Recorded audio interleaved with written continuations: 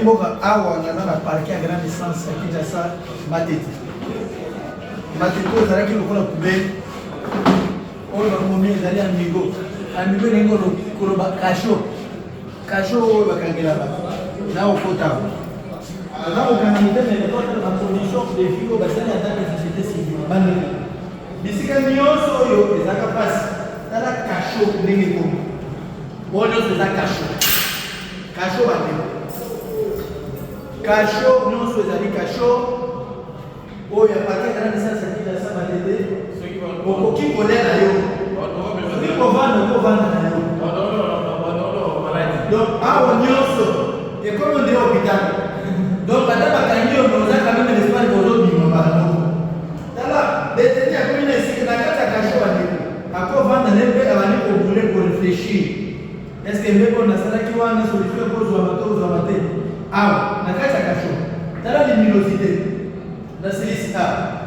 Capacité à kasho ezalaki boyete na bino. So tali yango maintenant c'est terrible. Procureur awa ezali Henri Binolo. Un jeune procureur baye impulsion moko impossible. Ozo kanisa baye mboka porte yango. Porte bakangi awa. C'est-à-dire boza koto bakangi bino. Vandi kuna koto nde boye ko sokola pe ma installation génie. Na yeli boye. Na okota baye ko.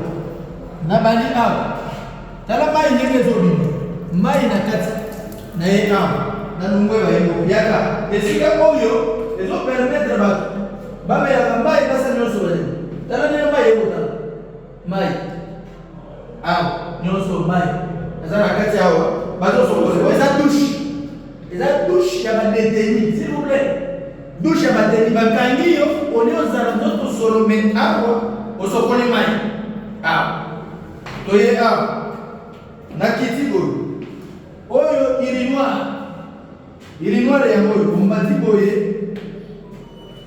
obimi awa na iri noir osisi makambo na yo na kati ya kasho bayingo tala bakaro tala bacondition on dirait que c'était le premier na Congo mobimba kasho moko boye eza te na travailler na 11 provinces nyonso démembré lelo 26 na tikala omona kasho ya boye te eza te meme na Gombe eza te toye awa oyo ezali installation hygiénique bayivo oyo ezali latrine toilette yango c'est pour permettre à ceux que na bakanga million surtout baza na bacondition ya malamu chef de l'état oyokaka ngai bakonza mboka kolandaka ngai oyokaka ngai nayokaki naye komona nga moko na koti oma fait visiter est-ce que baprocureur ya boso bazali mibale misato disi na kati ya Congo solution omonana te